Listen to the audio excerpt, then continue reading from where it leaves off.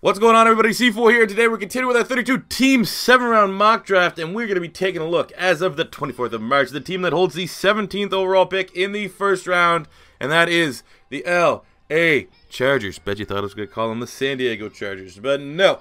I'm looking at this draft. It is a very solid draft, in my opinion. Obviously, that's a humble brag a little bit, but from top to bottom, I think it's one of the better drafts you're going to see.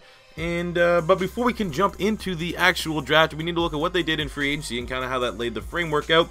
So looking at what the Chargers did, they're able to re-sign their own. They extended Casey Hayward, who's probably a top 5 corner in football right now. They brought back wide receiver Tyrell Williams, who I think is one of the more underrated big guys on the outside. They brought in Virgil Green from the Denver Broncos. They signed Caleb Sturgis away from my Philadelphia Eagles. You're getting a very solid kicker there. And they signed center Mike Pouncey, who came over from the Miami Dolphins. He was released there. If he can stay healthy, he's one of the, definitely a legitimate starting center in the National Football League. And I'm very optimistic if they can get the tackle position short out there with Mike Pouncey, a healthy Mike Pouncey, Dan Feeney, Forrest Lamp. Those are really good offensive linemen. I don't know if they're going to view Forrest Lamp as a guard or tackle or not. But either way, it's looking fine. And the only real loss is Corey Liuget. I'm never, like I said, that's the most Canadian way you're gonna get that name pronounced, because in Canada that name's 1000% Liuget. But he got a 4-game suspension, which is kind of a big loss, as he's one of the big dogs. They're probably the best defensive tackle on their roster. So that being said, let's take a look here at their draft and what they are doing. And starting at pick 17 is landing best player available, probably on their board, and kind of does fill a need, and that is safety Derwin James from Florida State. Looking at what he can bring to their defense, he could be their starting free safety, as it looks like, you know, for some reason they didn't really want to retain Trey Boston, who had a good year. I think he's still a free agent as of me recording this, so obviously that could mess things up a little bit, but ultimately Derwin James is an absolute freak in nature, and I think that what you get with him is he can be your starting free safety. He has great athletic ability. Also, with, you know, the hybrid, when you're running nickel, you have your money backer in there, he can fill that void. He is a really, really good tackler, great size, great athleticism. Kind of can do it all. I think he's kind of the Swiss Army knife on defense, and is going to be, you know, right there with Joey Bosa as the face of that. Well, Joey Bosa and Ingram as the face of that defense in Casey. That's a good defense. The more you think about it, the Chargers don't get talked about enough, obviously because they have that really terrible stadium, and they've been perennial, like, you know, just always average, I guess, over the last, you know, 5-6 years, something like that. But when you look at their team on paper, they're pretty damn good. They just need to stay healthy. So I think Derwin James here is a home run of a pick at 17. Going to the second round, pick 48, I'm selecting offensive tackle Jamarco Jones from Ohio State. When I look at him right now, Jamarco Jones, very, very solid prospect. I would say as pro-ready as any tackle in this year's draft class. Maybe slightly below, say, Connor Williams from Texas, but he's right above, I would say, like over Mike McGlinchey. Mike McGlinchey, higher ceiling, maybe not as pro-ready as Jamarco Jones. Same could be said for maybe Colton Miller. Another guy like that. So I think Jamarco Jones could come right in. And like I said, assuming Forrest Lamp is playing at guard, you can bring in a guy like Jamarco Jones and challenge for right tackle right away. If you want to move Forrest Lamp to the right tackle spot, which I think he could play, then you can have Jamarco Jones challenge for the left tackle spot. Russell Okung, big fat contract, did not play well, especially if you're looking at Pro Football Focus grades, which I tend to do, more importantly with offensive linemen and defensive backs, because those are two tough positions to kind of grade just by watching.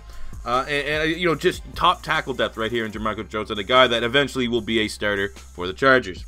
Going to the third round, pick 84, I was selecting defensive tackle Derek Nottie from Florida State.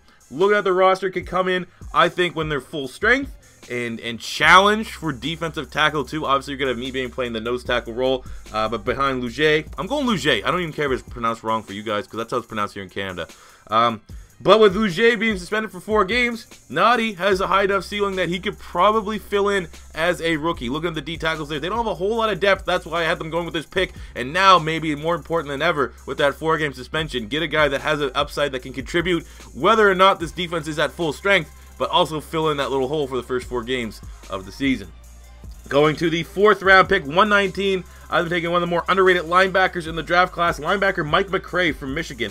Looking at the Chargers depth chart, they have a bunch of linebackers, but they don't have true inside linebackers. I don't know why they keep trying to play Perriman on the outside. I think Perriman might be better suited on the inside, but according to ourlads.com and pretty much everything, Like I said, I don't watch a whole lot of Charger games, but he's an outside linebacker in Madden. He's an outside linebacker in our lads. So what I'm using for my reference point, I know Madden's not a great one. He's been classified as an outside linebacker.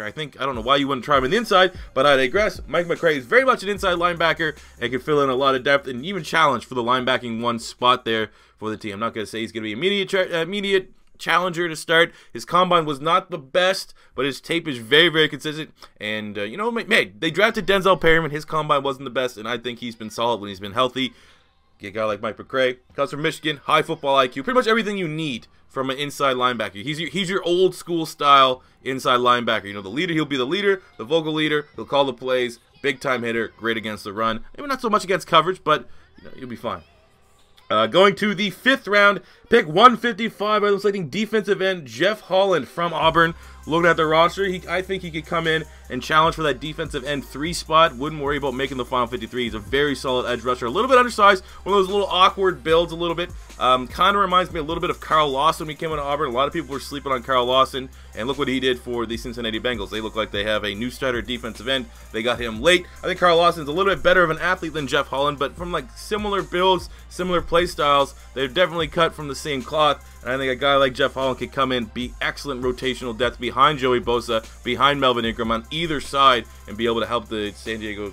Oh, there it goes. I knew it was going to slip at one point in this video. Help the LA Chargers get after the quarterback even better than what they've already been able to do. Be more relentless. That's probably the only thing when you look at the Chargers depth chart and look at their defense in particular. They were really good at getting after the quarterback, but you know what's better than just having Joey Bosa and Ingram getting after it? Resting those guys on the sideline and just having a constant just rotation of just monsters coming in and getting after the quarterback, kind of like my Philadelphia Eagles are.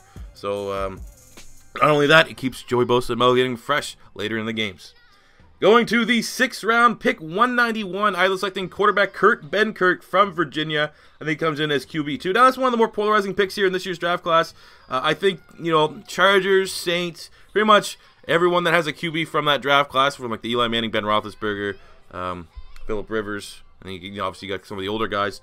They want to try to land a quarterback sooner than later because it's only a matter of time that these teams that have the old vets that still can perform, they don't. All these teams don't have the, you know, his successor behind him. So I think when you're the Chargers for this draft class, is kind of top heavy for quarterbacks. You wait a little bit, get a guy like Kurt Benkert, which is he's fairly solid. His tape was all right at Virginia, but he seems to have the skill set that he can make an NFL roster and potentially develop into a eventual starter. A lot of scouts are really, really high on him. They think he's kind of one of the more pro-ready prospects in this year's draft class, but you know he's not going to play. But when you really look at the Chargers depth chart, I don't think you're going to trust Cardale Jones to be the eventual successor of Phillip Rivers. And Benkert might not be that guy, but I think it's worth the flyer. He's worth the flyer to take right now, so that future drafts, maybe if you look at the next group of quarterbacks in this year's draft class from rounds 4 to the end, like guys that are clearly going to be developmental guys, Benkert's probably right in the mix for the top of that list. And I personally feel like if you have a starter like Phillip Rivers, let's be honest, Phillip Rivers probably still has 2 years left, 2-3 years, something like that. I'd rather gamble on a late round pick that might have some upside, and if it turns out to be a waste of a pick, turns out he's nothing better than a backup, fine. But at least you're kind of saving yourself having to invest your big first round pick, your big second round pick, or whatever in your franchise quarterback in later rounds. I'd rather, when you have the luxury to have a chance to develop a guy, do that than wait till your main guy retires and then panic and have to draft a quarterback high in the first round.